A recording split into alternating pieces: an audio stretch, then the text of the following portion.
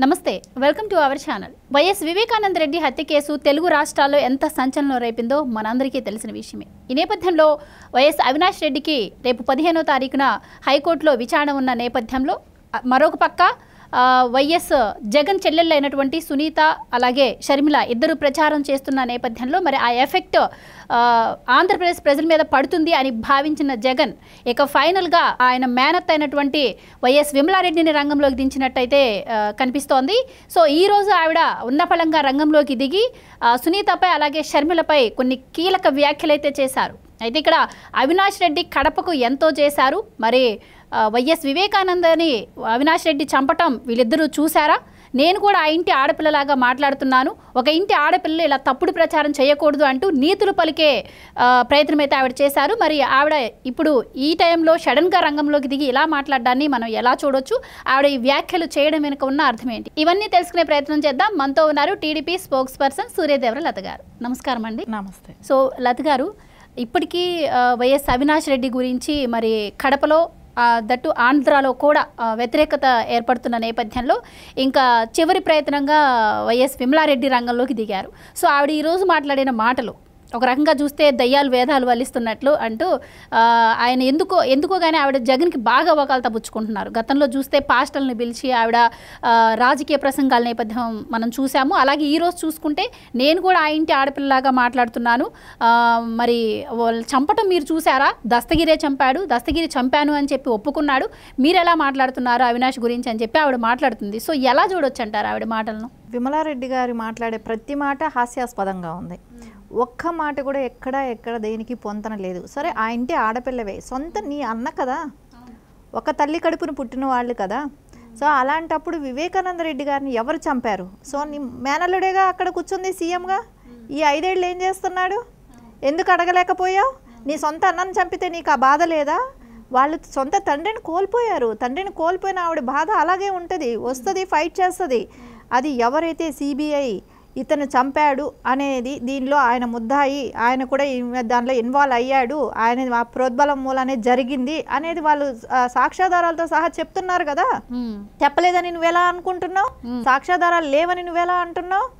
అంటే నువ్వు యాక్చువల్లీ ఆవిడ మతానికి సంబంధించిన దైవ చింతనలో ఉంటాను నేను అనే ఉద్దేశంతోనే ఆవిడ బయట ప్రపంచానికి ఇన్ని రోజులు ఇస్తున్న కవరింగ్ అదే కదా.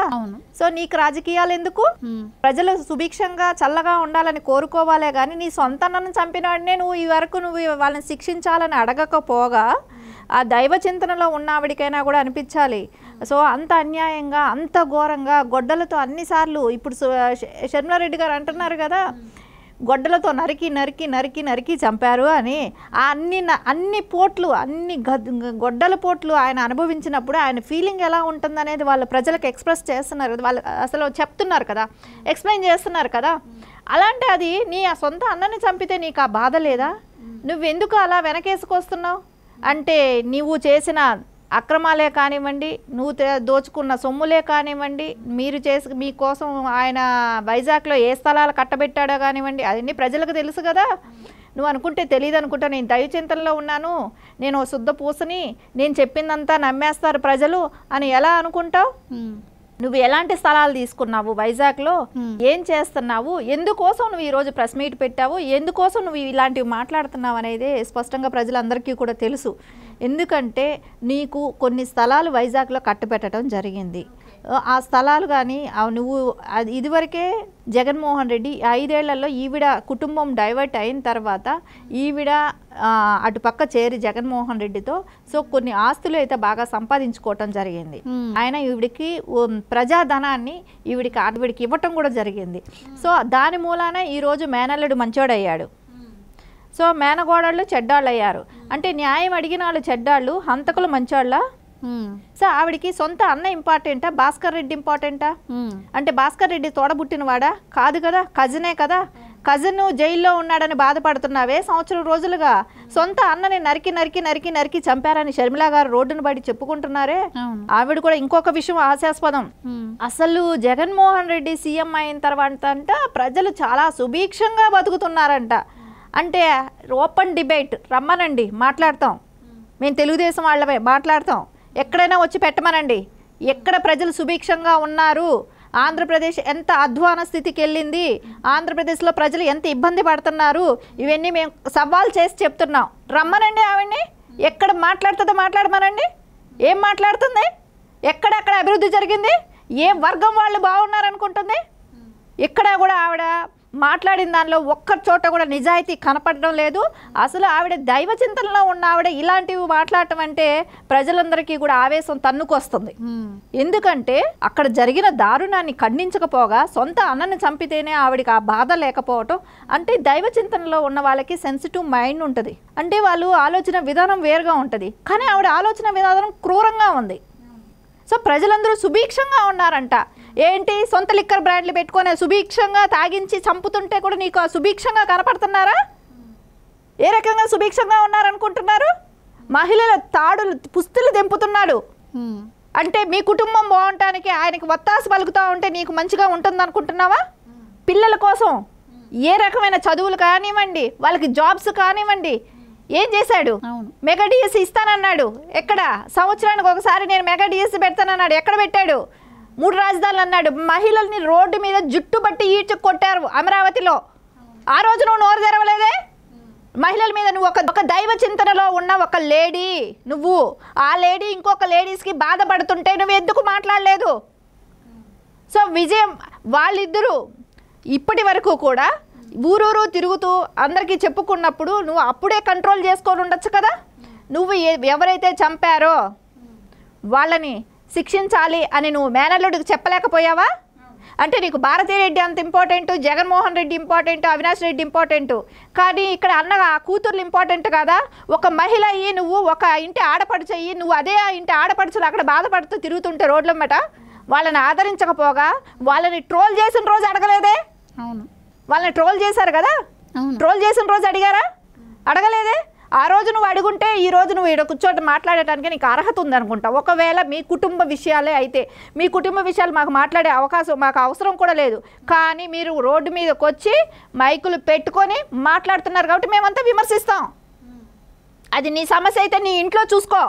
బహిరంగంగా వచ్చి నువ్వు మాట్లాడినప్పుడు అందరూ విమర్శిస్తారు. ఖచ్చితంగా దానికి సమాధానం చెప్పాల్సిన అవసరం కూడా ఉంటుంది.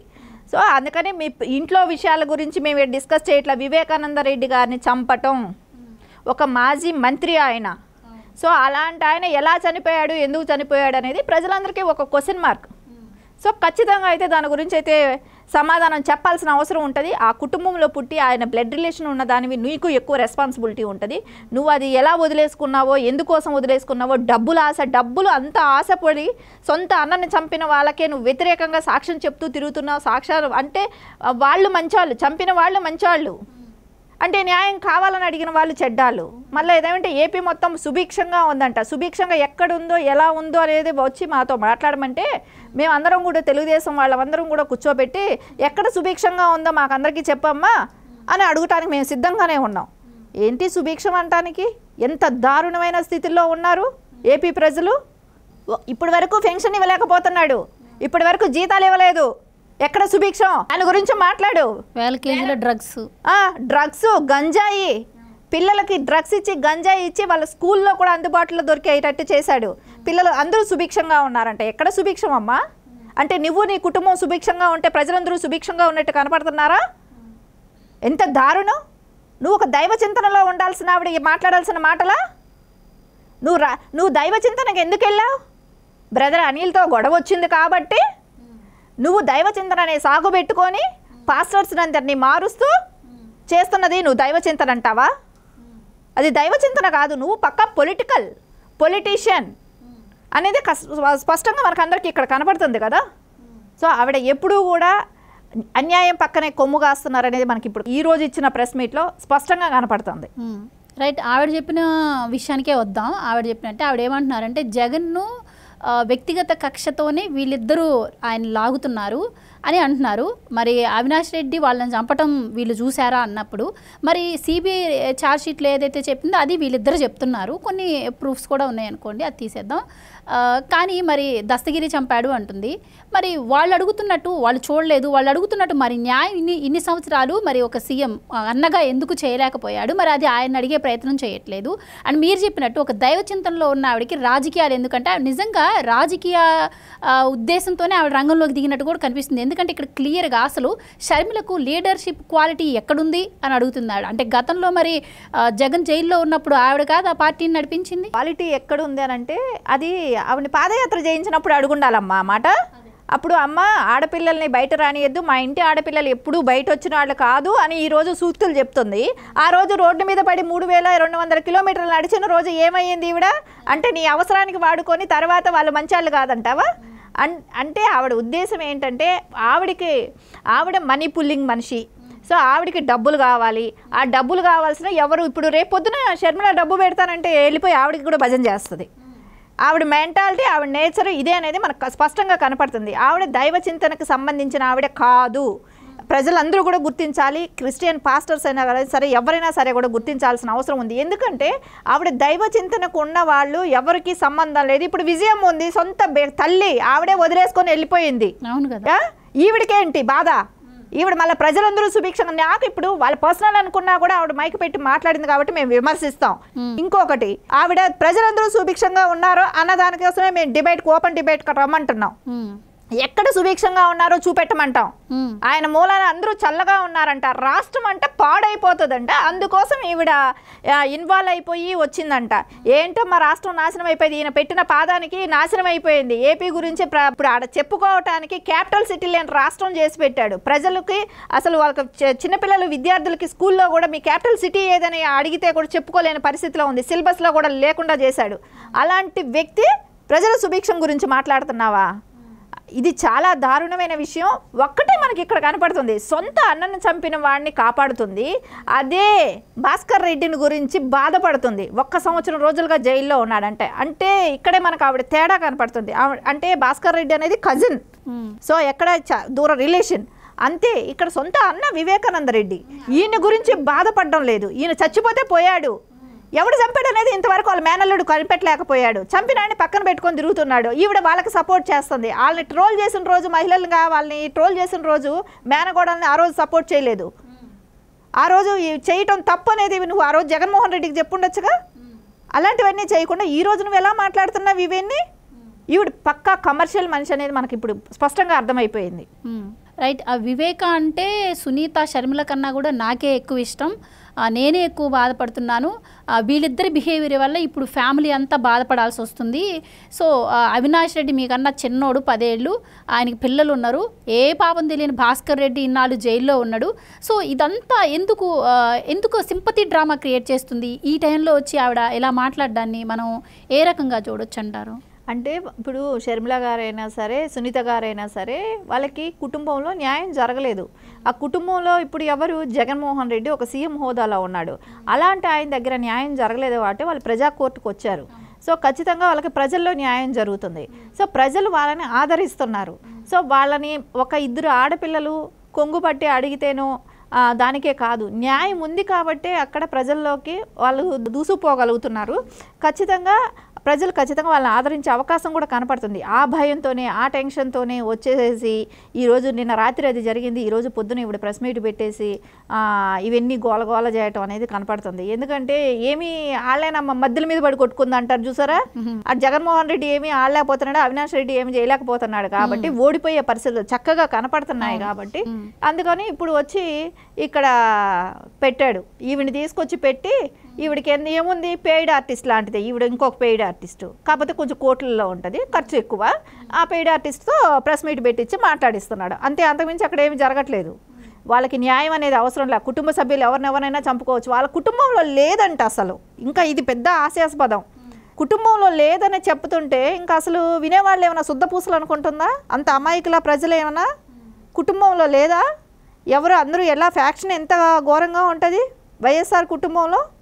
రాజశేఖర్ రెడ్డి గారు బతుకున్నన్ని రోజులు భాస్కర్ రెడ్డి గారిని ఎప్పుడైనా రానిచ్చారా? ఆ కుటుంబంలో రానిచ్చారా? అట్లీస్ట్ వాళ్ళు కార్పొరేటర్ కూడా కాలేకపోయారు కదా, పంచాయతీలో కూడా రాలేకపోయారు కదా.